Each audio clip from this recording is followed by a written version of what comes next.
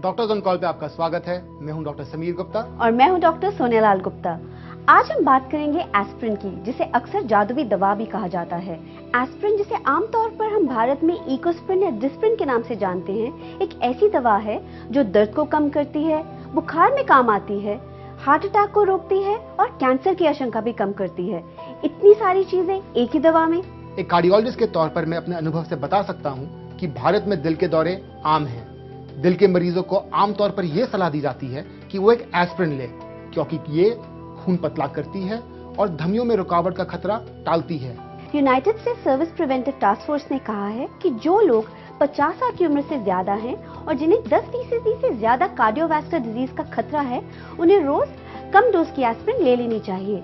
इससे उनका heart attack और स्ट्रोक का खतरा कम होता है और कोलन कैंसर की भी आशंका कम हो जाती है। तो प्रश्न ये उठता है कि क्या हमें एस्प्रिन लेनी चाहिए? जो नसें आपके दिल तक खून को ले जाती हैं, उनमें थक्का जम सकता है।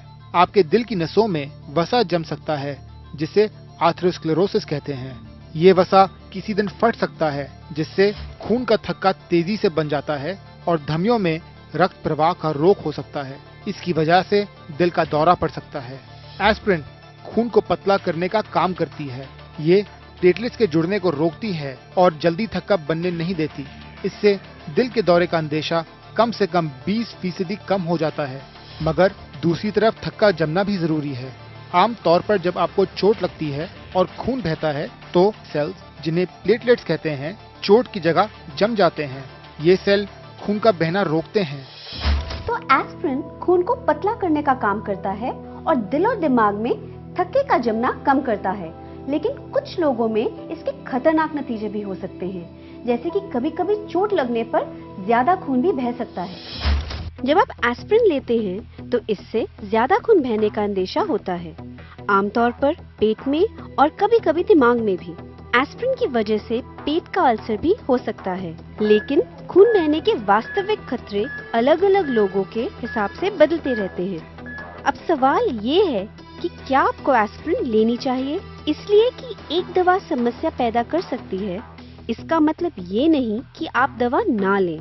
सही मरीज में एस्प्रिन के फायदे इसके खतरों से बड़े होते हैं। दरअसल दुनिया भर में ज्यादातर मेडिकल सोसाइटीज दिल की बीमारियों को रोकने के लिए 75 mg का एस्प्रिन का डोज लेने की सलाह देती है, खासकर तब जब आप high blood pressure, high cholesterol या डायबिटीज के शिकार हो या धूम्रपान करते हो।